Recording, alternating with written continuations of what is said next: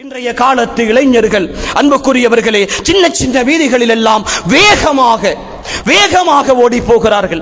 இன்று நடக்கிற விபத்துக்களில் அரைவாசிக்கு மேற்பட்டவைகள் ஓரத்தால் போகிறவர்கள், அமைதியாக போகிறவர்கள், வேகம் குறைந்து போகிறவர்கள் பாதிக்கப்படுகிறார்கள்.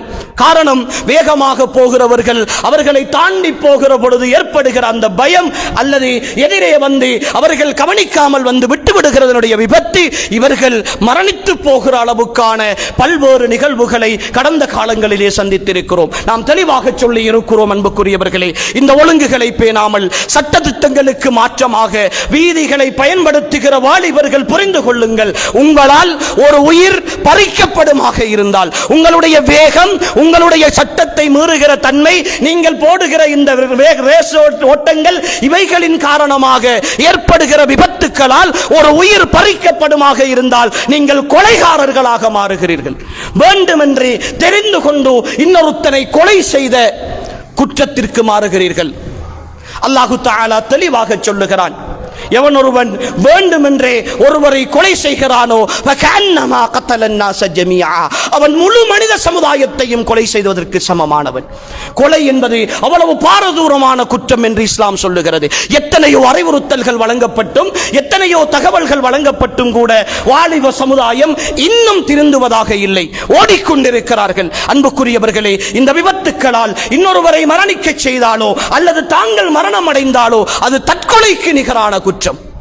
அது தற்கொலைக்கு நிகரான குற்றம் என்று இஸ்லாமிய அறிஞர்கள் சொல்கிறார்கள். தற்கொலை நிரந்தர நரகத்தில் கொண்டு போய் சேர்க்கிற ஒரு விஷயம். இன்னொருவரை கொலை செய்தால், நான் விபத்தை ஏற்படுத்தி இன்னொருவரை கொலை செய்தால் அது இந்த முழு மனித சமுதாயத்தையும் கொலை செய்த குற்றத்தை எனக்கு தரும்.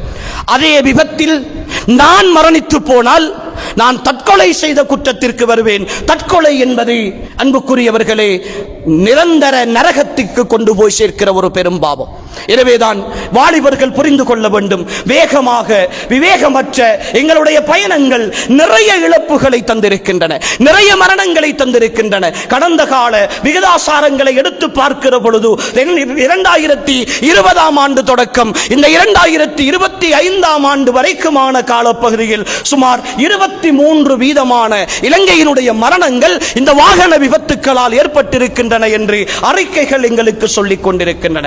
ஏற்படுகிற மரணங்களில் 23% மரணங்கள் இந்த வாகன விபத்துக்களால் ஏற்படுகின்றன என்றால், அன்புக்குரிய சகோதரர்களே, மிக அதிகமானவர்களை இந்த விபத்துக்களால் இழந்து கொண்டிருக்கிறோம். ஆனால் உண்மையில் எதிர்பாராத விபத்துக்கள் சகஜமானவை, அவை அல்லாஹ்வுடைய ஏற்பாடுகள். ஆனால் இது விபத்து வரும் என்று தெரிந்து குறுகிய வீதிகளிலே இதோ இருக்கிற எங்களுடைய MBCS வீதி, இந்த ஓட்டமாவடி, இந்த மீராவோடை பாடசாலை, இந்த வீதி அமைந்திருக்கிற வீதி கிட்டத்தட்ட 2-3 பாடசாலைகள், 7-8 பள்ளி வாயில்கள், நிறைய சமூக நிறுவனங்கள், நிறைய மதரசாக்கள், எல்லா பொதுமக்களும் புழங்குகிற இந்த வீதிகளில், பயன்படுத்துகிற இந்த வீதிகளில் கண்மண் தெரியாமல் வேண்டுமென்றே வேகமாக போகிற பொழுது அவர்களை பார்த்து பதுவா செய்கின்ற சகோதரர்களை நேரடியாக கண்டிருக்கிறோம். இதோ இவன் பிறந்து போகிறவன் போகிறான், ஏன் இப்படி போகிறான், இவன் அழிந்து போகட்டும் என்று நாக்கூசாமல் சொல்லுகிறவர்களை பார்க்க அவ்வளவு வேதனைப்படுகிறார்கள்.